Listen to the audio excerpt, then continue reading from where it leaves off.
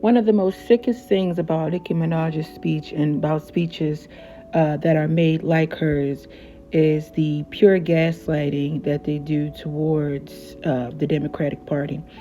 It's sad that we even have that this whole liberal and Republican thing has now become such a divisive subject that all of a sudden there's this invisible war that has started in between these two parties. And Nicki Minaj's speech and her talking points were mostly about the control of other people, how gay people should be controlled and be ashamed for their sexual preferences, about how black women are making white women feel bad. When the term Karen became a term because uh, white women were bullying black people out of just existing. How JD Vance said that he's tired of apologizing for being white.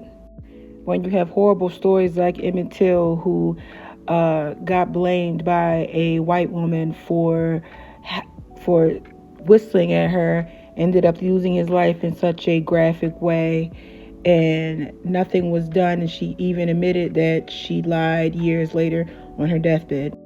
You see so many horrid stories of children, just even on this app, who have a darker skin tone, talking about how they were bullied for their looks. I mean, the worst part is that they understand that they're just making this up, and that Nicki Minaj and words like that are just perpetuating their own delusions. None of that discussion was about how wages haven't increased. $7.25 is not a livable wage. That the backbone of societies, whether that be bus drivers, food service workers, nurses, teachers, have a really low pay, which just makes no sense.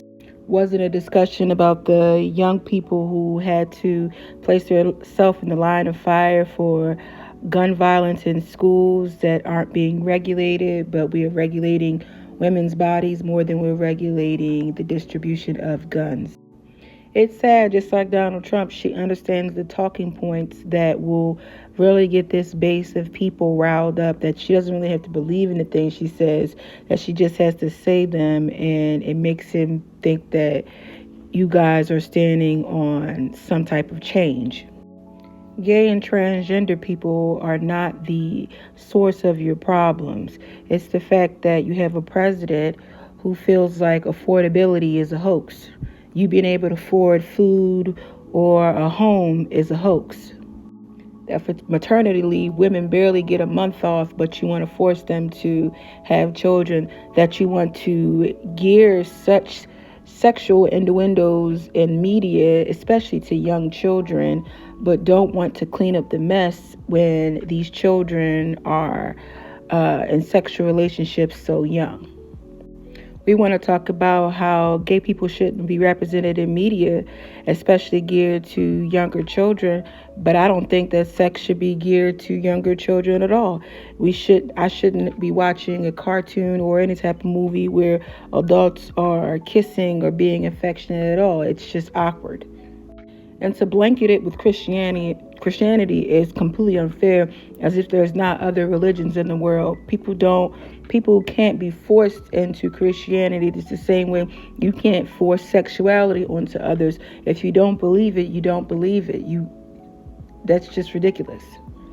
This woman said that black women shouldn't make white women feel bad for having blonde hair and blue eyes, which I've never seen that in my life. But you want to bully gay people into not being gay.